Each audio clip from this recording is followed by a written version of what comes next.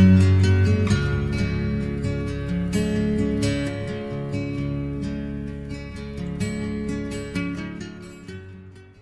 morning and welcome for another dive into what's like to be a Christian, understanding what it means to be following Christ. So we've seen so many things before, and today I would like just to talk about how do we live our lives. You know, being a follower of Christ is about we changing our lives so that we can follow Christ based on his many teachings and the way that he follows, that he asks us to follow him. So now, one of the biggest commandments, when Jesus was asked, what is the biggest commandment? He replied, you should love your God with all your heart, all your mind, everything that you have. You should love God first. So first, it's about having a personal relationship with God the Father. And this relationship is only possible if we go through Jesus Christ, who can lead us to the Father. Why? Because he is the one who was the only one who is appointed by God to reveal God to humankind.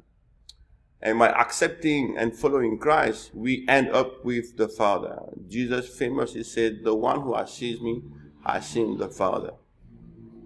And then the second commandment is you should love your neighbor as yourself. And then the disciples, the people around him, asked him this other big question, but who is my neighbor? And he went on to give the parable of the Good Samaritan. And that is the very particular difference that following Jesus brings in our life, taking care of our neighbor. So in that parable, if we read it, we understand that our neighbor can be anyone who has any need.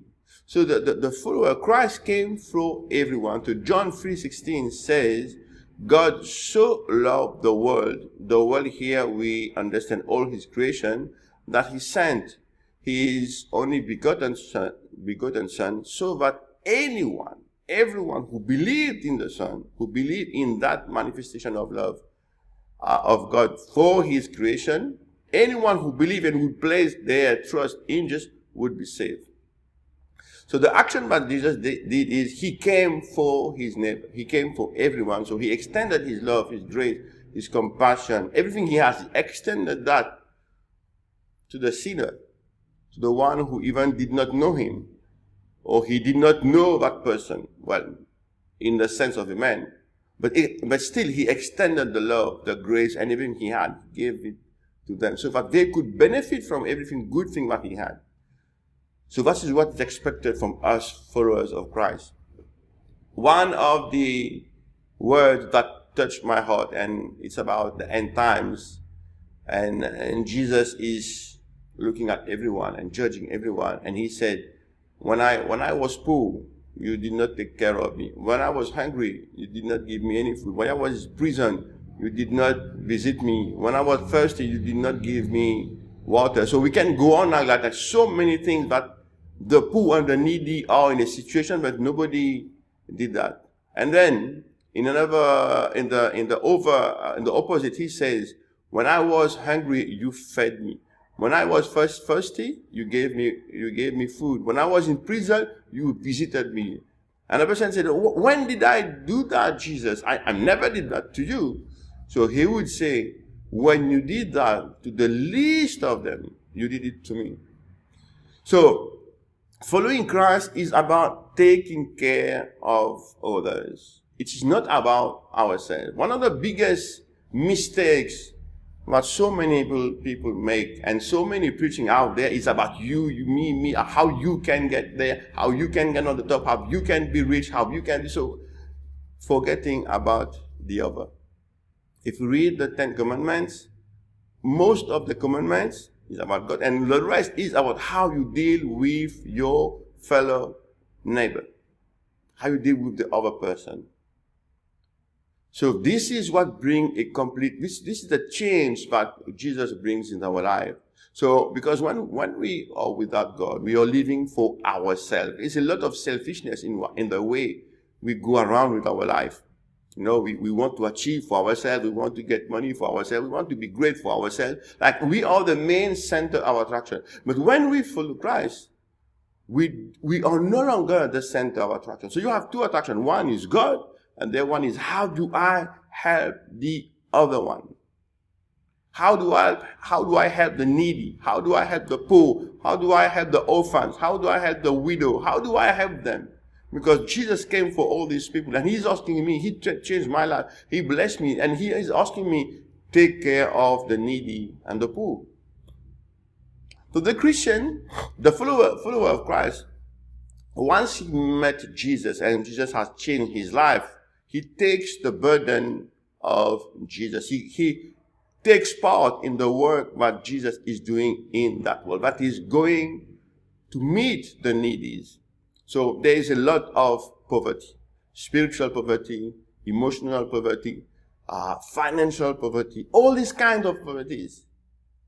And remember the Olivet Coset when Jesus says, blessed are the poor in his spirit, for etc. and etc. So we are the followers of Christ, who are mandated to continue the work of Christ around us. It's not about us anymore. The moment we meet Jesus, it's no longer about us. It's about Jesus. It's about what he wants to do with this world. And it's about how we can serve him in accomplishing what God has planned as the master plan of salvation. So being a Christian is forgetting who we are and starting to live as God has planned for us. Paul would say, it's no longer I, but Jesus. And he will also say, I can do all things through Christ who strengthens me. So there is a complete change of direction, and that would be very visible in the life of the follower of Christ. That should be very visible in your life.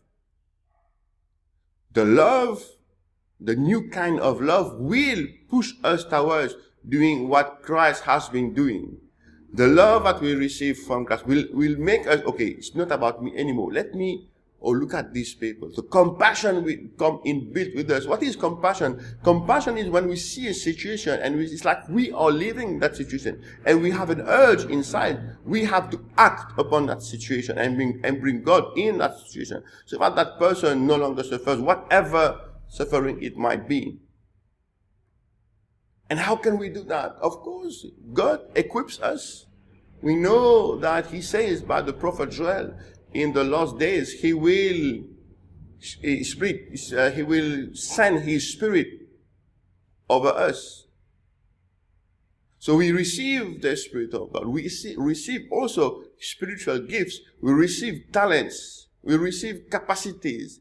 And all these are tools that God gives us so that we can pursue the mandate of Jesus. We all speak about the Great Commission. Go about the world, preach the gospel, baptize them, make them disciples, and teach them the teaching of Christ. And this can only be done if we live as Jesus has recommended. It's not about just preaching the word, it's about living the love as Jesus lived for us. So how do we deal with our neighbors, bad neighbors?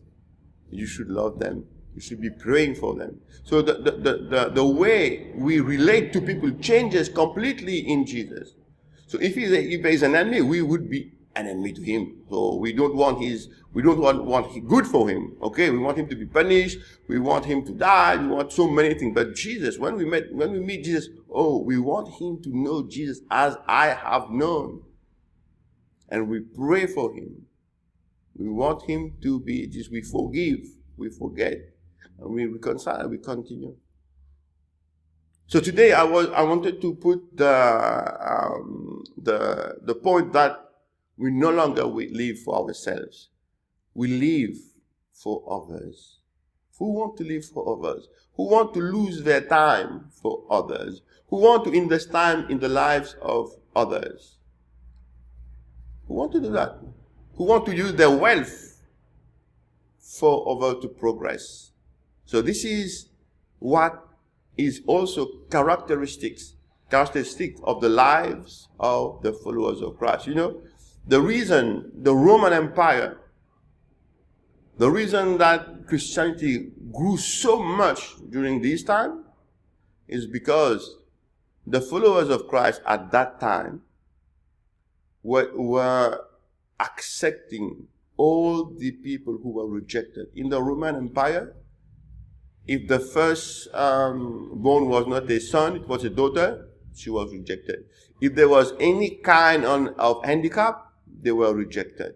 So what the believers of Christ at that time, they would go and adopt these children and show love and mercy and grace and compassion, and moved by their way of life. Many Romans of that time started to follow Christ also, because they could see the love, the acceptation, adoption, the care, the compassion in that new way of life. And everybody is aspiring to be loved, to be taken care of, to be part of something. And this is what Jesus brings in our life. We are part of his body, and that is what we should be bringing to the society.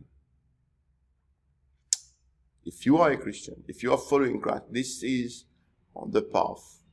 See you in the next episode.